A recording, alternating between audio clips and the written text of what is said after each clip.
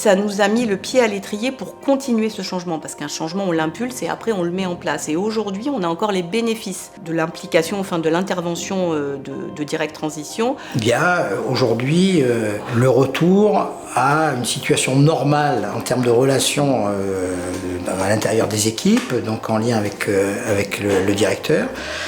Il y a eu aussi, parce qu'il y a des établissements qui sont un peu éloignés dans Marseille, il y en avait un qui était privilégié par rapport à l'autre, le fait que Philippe Houbard ait pris le soin d'être très présent dans l'établissement qui était considéré comme de second ordre. Hein. Bon, tout ça, c'est très positif et donc ça permet de reconstituer à terme, pas aujourd'hui, c'est pas miraculeux non plus, mais l'unité de l'ensemble de cet établissement. Enfin, j'accompagne la nouvelle direction, donc sur un temps, je vais passer 12 jours avec elle, et dans la transmission, quoi.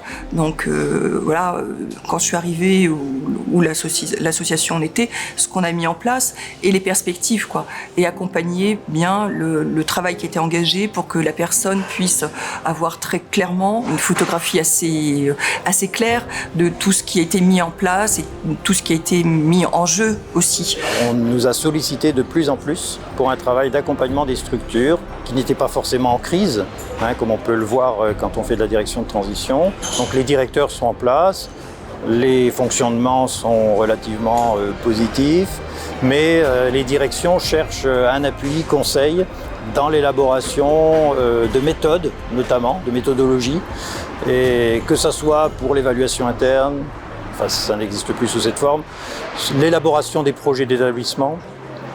Et ensuite, il y a un gros sujet qui apparaît maintenant, c'est l'accompagnement des structures dans l'élaboration des CPOM, contrats pluriannuels d'objectifs et de moyens. La qualité d'entreprise apprenante est essentielle pour Direct Transition. En organisant par exemple des formations sur le coaching, plus de la moitié des collaborateurs sont formés aujourd'hui.